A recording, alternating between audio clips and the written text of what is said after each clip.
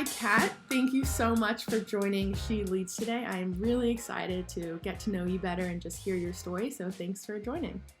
Thanks for having me. I'm looking forward to it. Of course. So, Kat, you are the founder and executive director of Spread the Vote, a nonprofit organization that helps people obtain IDs for jobs, housing, medical care, and probably your main focus, which is just voter ID rights and to increase voting participation.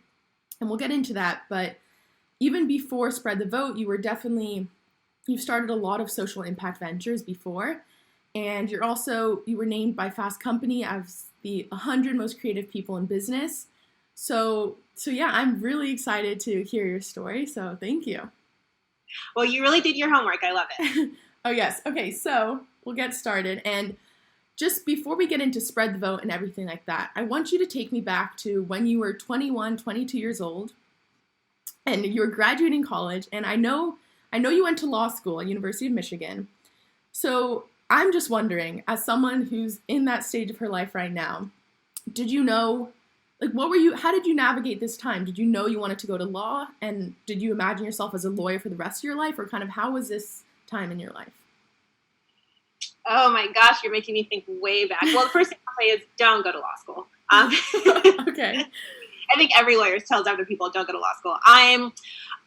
So when I was 21, I was a theater major. And really loved and was passionate about it, but I'd spent a lot of time trying to figure out how I could make a measurable impact in the Black community using theater, and I couldn't really find a way at that point to sort of make all of that work, particularly while still being able to pay my bills and eat every day. And so I had looked through sort of the bios of a lot of people and a lot of women and Black women who I really admired and who were doing work in a variety of fields that I thought were interesting. Yeah. I'm trying to figure out, all right, what is the best way for me to sort of explore how to set myself on the right path. I think I had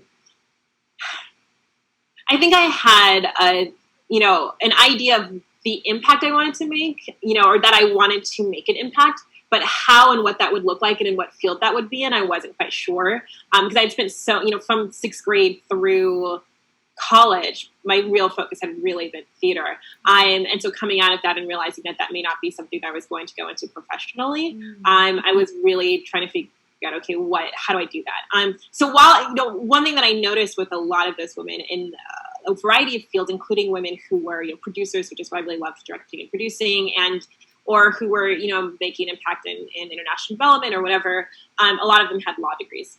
And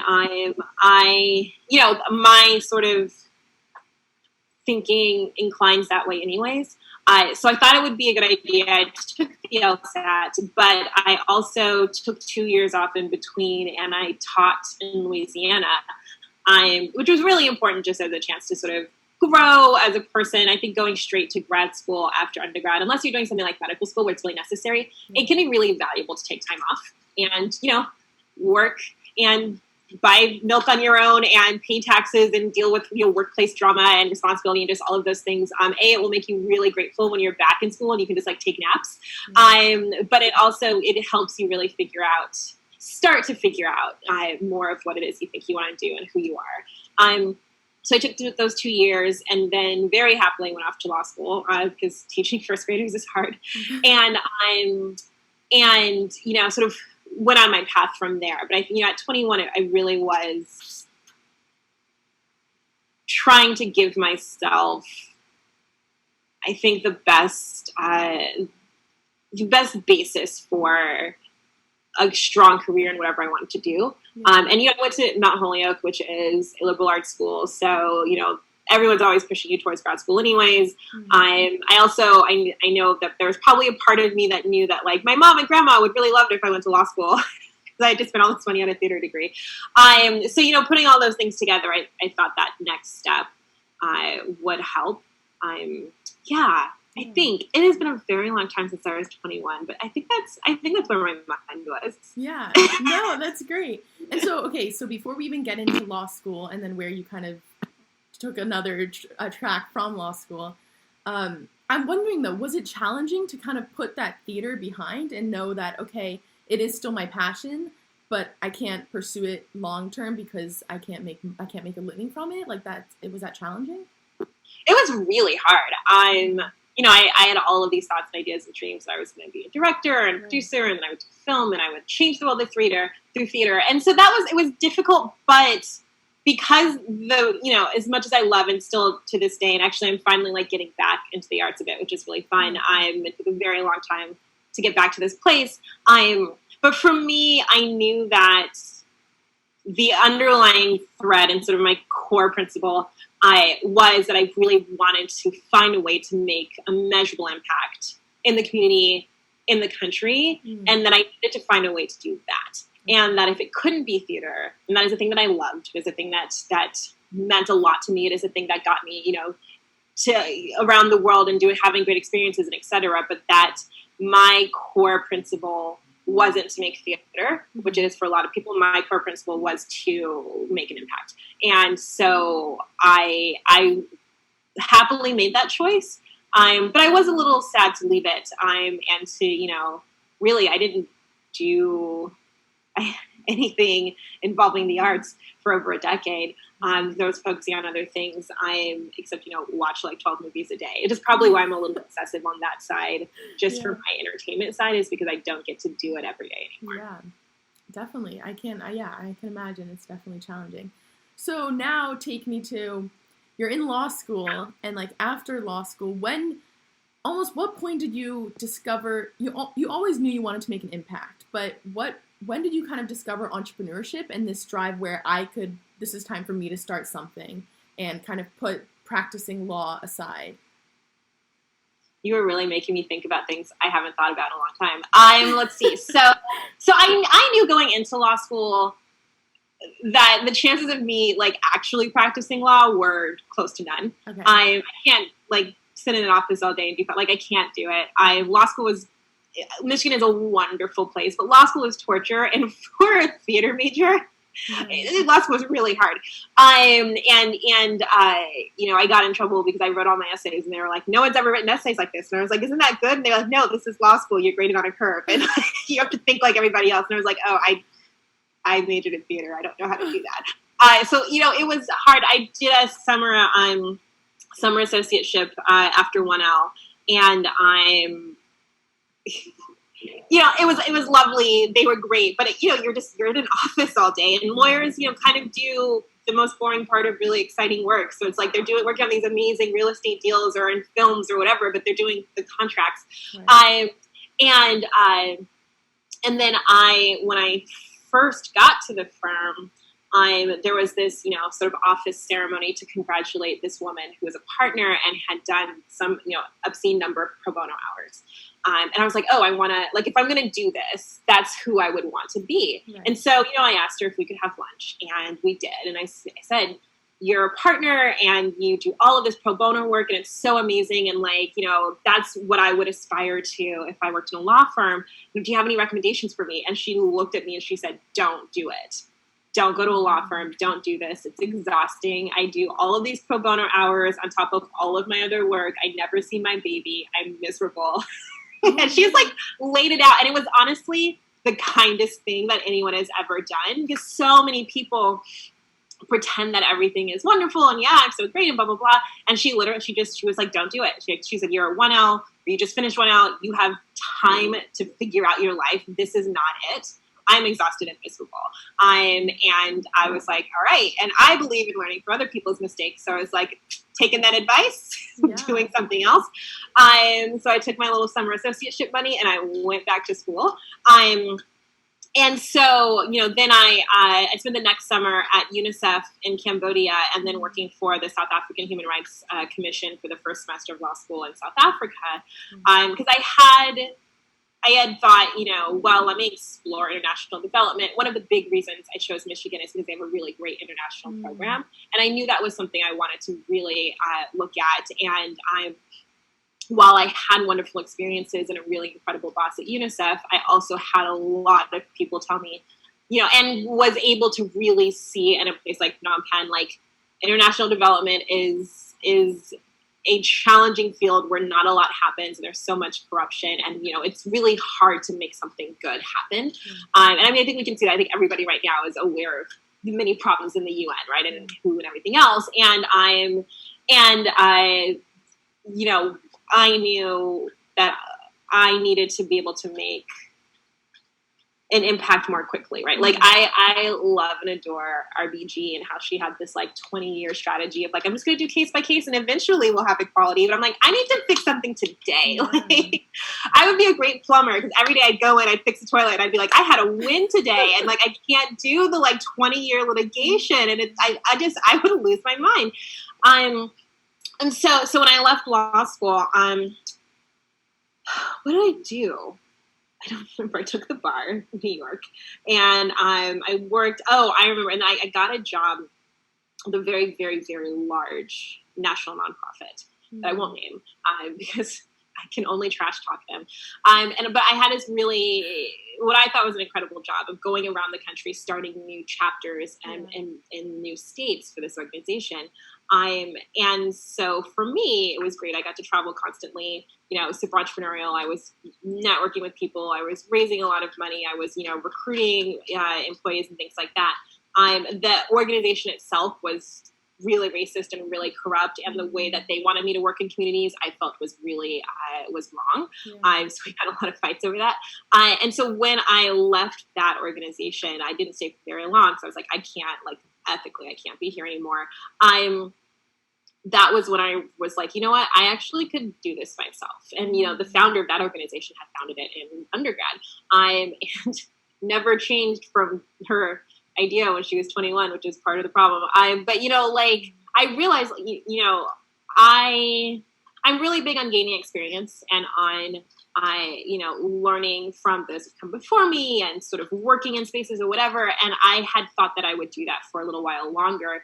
And being in this organization that was so big and so well known and so sort of renowned at the time, people have started to realize sort of the truth about it. I realized, I actually can do this, and maybe it won't be at this level. And I think there are some problems with nonprofits that get that big, but like I can make an impact in a small way now. And I was in DC, and I'm really still trying to figure out what's a way to make a long-term measurable impact in the community and in the Black community. And so that was when I started my first nonprofit. Yeah, probably. I started two things around the same time, but my first nonprofit, which was called Michelle in Training, and we taught professional and life skills to high school girls. And that was a really important exercise because, I sort of started it from the ground up, and I made our little, I wonder if I have one in my bookcase. But we had these amazing little, handbooks. Oh, here they are. For the girls. Oh, that's cool. If this is on video, if so, people are going to see me being a disaster. No. But we had these cute little handbooks, and it had like all of their exercises for the year, and they were corresponded with lessons, and like I loved this, and and it was all about like everything from like nutrition to leadership, and we took them to everything from they got to go to the White House and meet the president.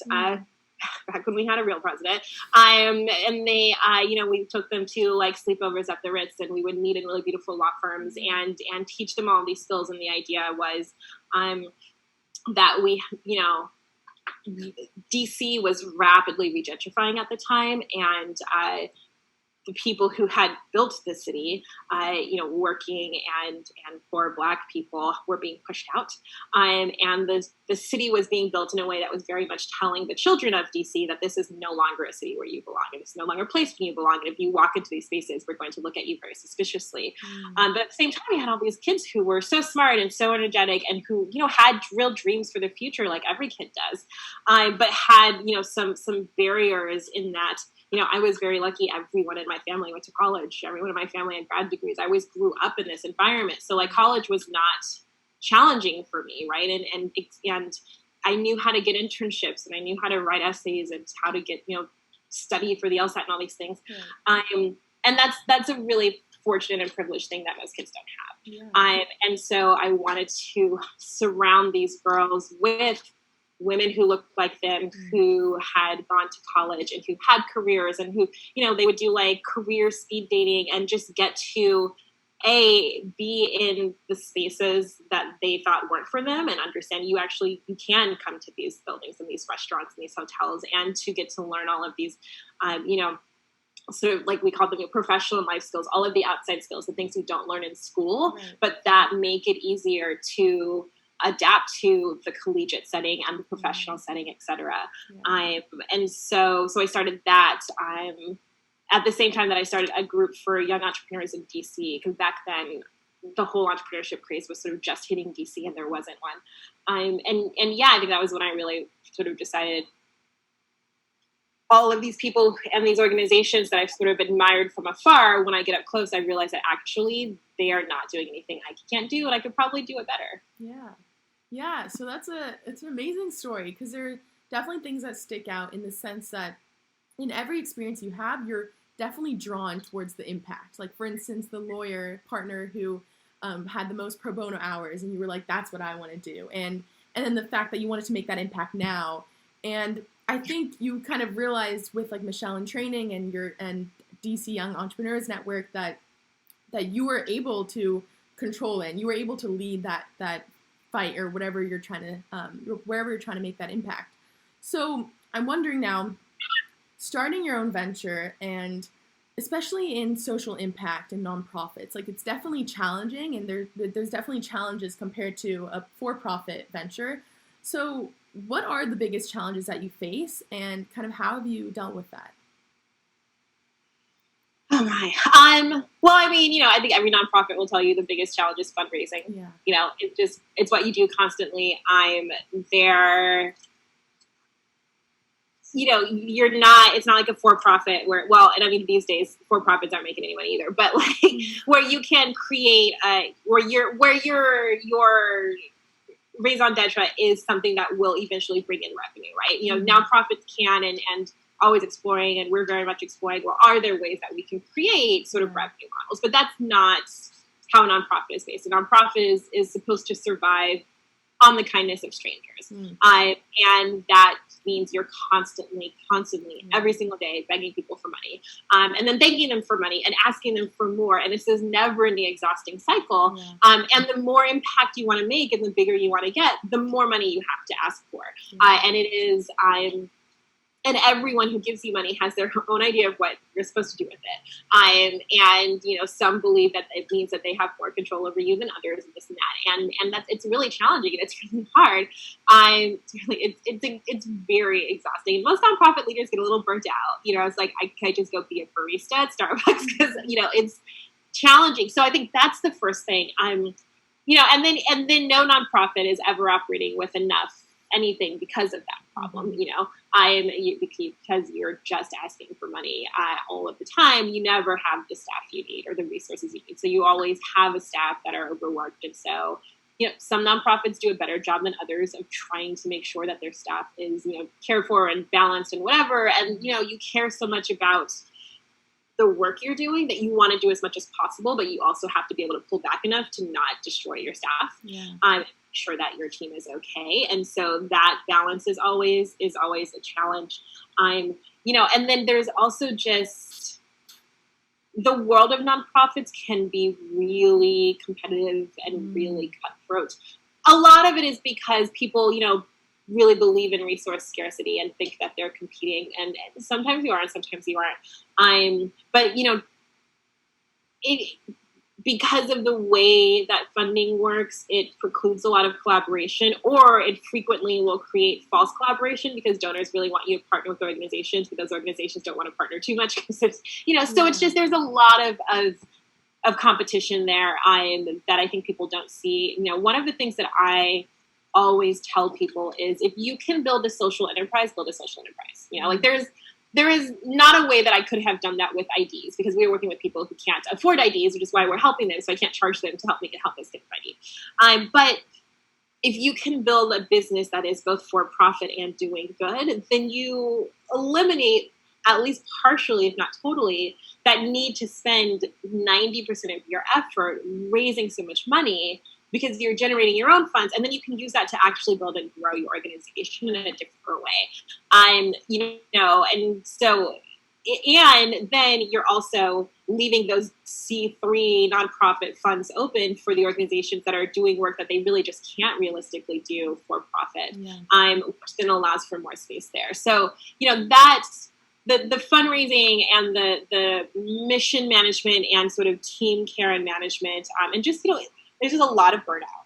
Yeah. It's a really tough job, but you always feel, right now we're grounded. Mm-hmm. Can't really work. We're doing a lot of other things because we can't go out in the streets and help people get IDs, and there's a lot of guilt. And I'm always trying to work with my team and say, like, we can't feel guilty about this. We're not the reason that we can't work. We didn't do anything, but we know how desperately our clients need our help and how desperately people need our help. And so you always feel like, oh, if I go to sleep, if I'm not working, I'm letting someone down. And you really have to manage that. No, well, but if I don't sleep, then I'm going to crash in 3 weeks and be in the hospital for a month, and then I'm going to let everybody down, So having that, finding that balance and alleviating that guilt of not doing enough is a really tough thing for a lot of people. Yeah. And so I want to get into more kind of your leadership style and motivating these employees, especially during this time. So before we get into that, just tell me a little bit more about Spread the Vote and where your passion for this comes from. Sure. So, as you said so well, Spread the Vote helps people get a photo ID, which they, use for everything you need ID for: jobs, housing. A lot of food banks require ID to get food. A lot of shelters require ID to get a bed at night. And then in quite a few states, a majority of states around the country, you also need ID to vote. So we help people get all of the documents you need to get ID. So birth certificates, proofs of residency, proofs of identity, etc. The whole stack you take to the DMV. We pay for everything. We provide transportation to government offices, advocacy when they're there, and we basically do whatever we can to help someone get an ID in their hand. And then they go off and sort of take it and do whatever they, often the first thing people want to do is apply for jobs, and, they can get a place to live and things like that. And then when an election comes around, we make sure that all of our clients who are eligible are registered to vote. And we do a lot of voter education. 77% of our clients have never voted before, so we do a lot of voting 101. And then we help them get to the polls. I started Spread the Vote after the 2016 election, and we're in 12 states now. I'm currently grounded except for whatever virtual things we can do at the DMV, but usually getting IDs everywhere, and it's heavily volunteer. We have over 600 trained volunteers, but then we also have some field staff who are amazing and work full-time on the ground getting IDs in a variety of states as well. Yeah, great. So I'm wondering now, with COVID-19 and this pandemic happening, as you said, it's hard to almost keep these employees knowing that it's not in their control, and it's kind of like, what can we do right now? So I'm wondering, how do you, as a leader and the leader of Spread the Vote, how do you keep your employees motivated? And almost just a general sense, how did you know kind of what leadership style you should implement for your organization? Yeah, I'll answer the second one first. The benefit of having had lots of jobs with horrible managers is I know what bad managers look like. Yeah. I have a long list of things I'll never do. I think one of the biggest things, and you see now, there's so many stories of horrible managers, whether it's the CEO of Away or WeWork or whatever, and I think a lot of it is because we have so many young people who are starting businesses who've never really worked. And so they don't actually know what it looks like to be on the other side. And then we sort of stuff people with this idea that you must be a genius and here's $1 billion. You never have to pay back for this idea you had in your bedroom. And it leads to a lot of narcissism and issues of ego that then lead to employee abuse. Having been for a very long time on the other side, I know exactly what it's like to be an abused employee. And so I work really hard to try to make sure that I am, always treating my team the way I need to be. And so as an example, one of the very first things we did, we realized at sort of the same time as everyone else, I think we're going to have to stop operations. And I sort of thought like someone from the CDC should be calling me and telling me what to do, but nobody did. Mm-hmm. And so I sort of talked to other friends who run orgs and we were like, I guess there's a pandemic and we should do a thing. And so then I told the whole team to stop. And one of the things that I thought of was, all right, everyone's not going to be working. And, I took my mother to Costco so that, I could get her a bunch of bulk items and whatever.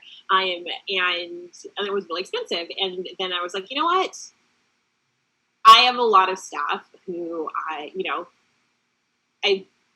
pay as best I can, and everyone makes sort of, good average nonprofit wages. But, this is a tough time. I have a lot of single mothers who work for me, people who have responsibility for other people. And I was like, if I'm at Costco right now, and I know how expensive this is, and I know that for some of my employees, this might be a tougher thing to do. Like, I don't have kids, so I do have student loans. Those are my children. The reason not to go to law school. But I thought, it would really be helpful to get like a stipend from my employer. And I was like, I am my employer. And so then I was able to, sort of go through our budget and pull out enough to be able to send all of my employees a stipend and tell them, hey, take this to Costco, or if you can find toilet paper, buy it, or whatever.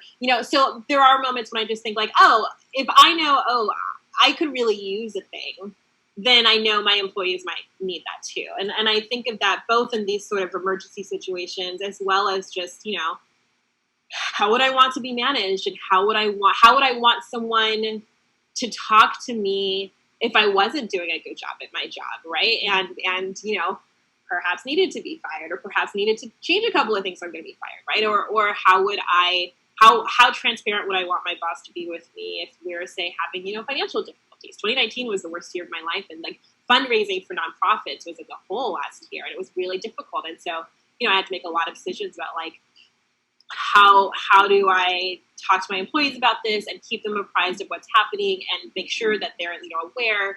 And like I had to make, when hard decisions have to go down, how do I talk to them? How do I manage them? I'm very big on sort of hiring really good people, giving them responsibility. We track data for days, but I don't micromanage because I don't have time. And because if I have to micromanage you, then this is probably not the job for you. We're all remote. You're very independent, but I think that for me, I just am always trying to think through, is this a way that I would want to be treated? And, I try to be super transparent about everything. We have an employee handbook that has like, salary ranges for every levels of jobs and whatever, so that everyone always knows, and if I'm traveling, I follow the same rules that the staff has to travel about, price ranges for hotels or whatever. And I always sort of think, well, if my board or one of my staff members were here, would they be okay with this decision that I'm making? And I think that in doing that, the number one rule of leadership is someone is always going to hate you. Like that's just, you can't please everyone. Someone's always going to be angry. Someone is always going to think you're doing a bad job. Someone is always going to think you're a bad manager. Someone is always going to leave unhappy no matter what you do. You're always going to have a bad employee or someone who tries to steal from you or this. Like that's just life in humans. But you can do your best to make sure that you are being the person and the leader that you think you want to be. Abigail Disney, who I freaking love, and the other day, I have gone off Twitter this year, which is the best life decision I ever made. But now my friends send me things, so I'm always late to what's happening on the socials. But she did this fantastic thread about, how I've seen the Disney leadership and Bob Iger are being right now. They furloughed 100,000 employees, but they're still getting $1.5 billion in benefits. She went through their compensation and all those things. And I've always read those things and just thought, okay, how do I, in my very small way, with my not $1.5 billion, but how do I make sure that I am being the better version of that, right? How am I making sure that I'm compensating my team before me? So there was a time when I had to stop paying myself so that I could pay them. And I do not have stock or a lot of reserves. I just depleted my savings, but that was more important to me, now we're in this emergency. And so I'm constantly thinking about what's the best thing for them. And so one of the things that we're doing a lot of things, but one thing we're doing is we're actually working to make sure that our team has a lot to do, because there's nothing worse than being stuck at home all day with nothing to do. And especially when you have, kids all around and whatever. And so we have come up with team projects so that we can, our teams can bond, and we're connecting people who work in different states who may not get to work very often together, and then doing presentations. And we're lending ourselves out to other organizations that need help with things. I'm saying, hey, I've got, 10 staff members who have nothing to do. Give us some work. And so we're volunteering for other organizations.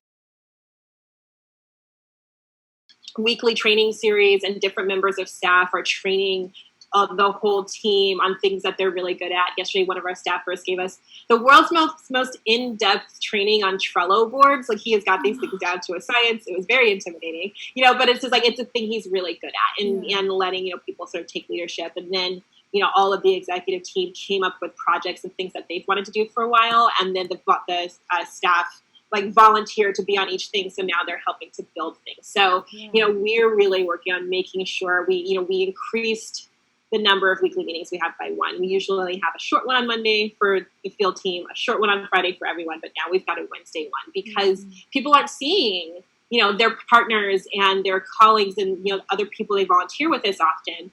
And so I knew, I think it's actually important that we see each other more now than we usually do. And then, it was, oh my God, it's already almost 2 months. A few weeks ago had been a month since we shut down, and I sent out the stipend, and I was like, all right, it's been a month. I'm going to send out another one, and I'm going to try to do that as often as possible. And I also am working very hard to be transparent with them about, hey, we're entering the Greatest Depression. This is how much money we have for us to be able to make payroll for X amount of months, and constantly keeping them apprised, because I know that they're afraid. I mean, I'm afraid. Everyone's afraid, and I want them to know. And I told them last week, look, we've got X amount of months. I recommend you start saving now just in case. We're still working like crazy. I've got a 12-page to-do list. I'm trying my best, but I really want them to know when they're secure and what's happening at all times. And then we're constantly we had a Netflix party the other day to watch the new episode of Tiger King. We're trying to do more social things. I have a range of, a couple of employees who are single and living alone and stuck alone right now, and some who are stuck at home alone with kids of various ages. And so I know that social interaction is really important. And being busy is really important. And so I'm doing my best to make sure that we're really taking care of folks the best we can, as this sort of small nonprofit that works remotely, and making sure that I'm also constantly asking, are you okay? What do you need? We have unlimited leave. So if anyone needs to take off, they can. But so far, everyone has been like, no, I really want to work more, because otherwise, what are we going to do all day? So really, honestly, I think leadership just comes down to the golden rule, Yeah, at the end of the day. I agree. I think that's so great. And the fact that you kind of think, okay, if I was an employee, what would I want my boss to treat me as? I think that's honestly such a great, almost premise to lead on. And then just the whole notion of transparency, I think that's also very appreciated and valuable. So I think that's great. So I guess this is a pretty good segue now into kind of the more fun questions. So maybe you have some inspiration from your team projects that you've done at Spread the Vote. But I'm wondering, so what is a passion or hobby that you have that's just completely unrelated to your work? Oh, all of my passions and hobbies are unrelated to my work. Okay.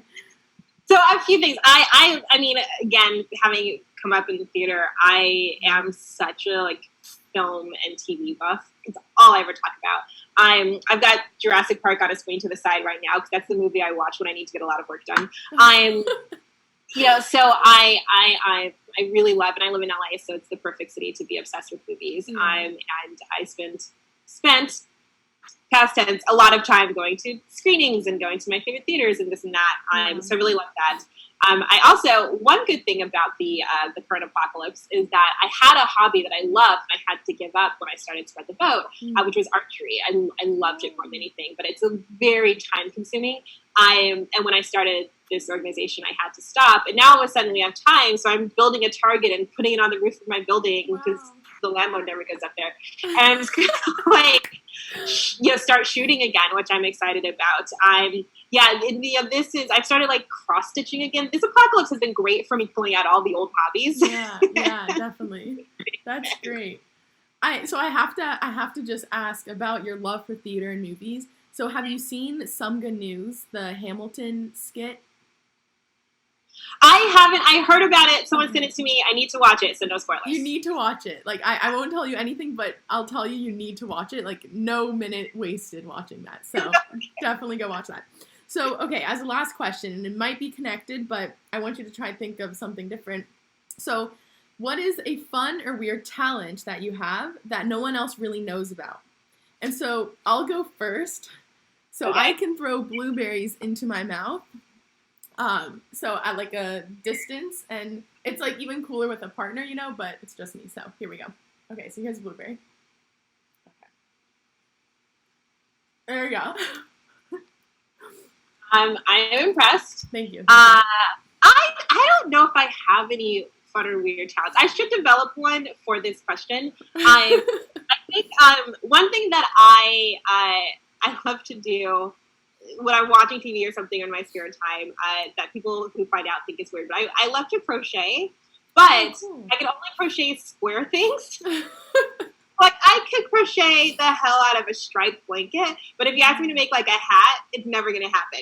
And I don't know any stitches beyond the basic one, because it's, like, a thing I like to do so I don't have to think. So I just want to be able to, like, go along and watch something and not think about it. So I can't be messing with patterns or anything like that.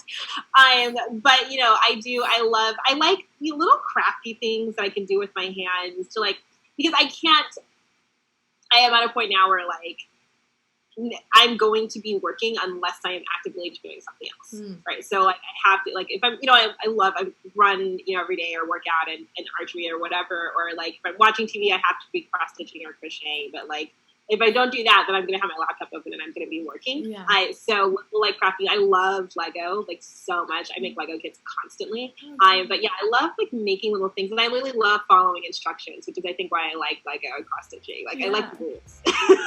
Like, I love that. I think that's great. I think that's a great one. So, okay, well, first, Kat, thank you so much. This has been so great. I've learned a lot, and I'm just so excited for others to learn from you as well.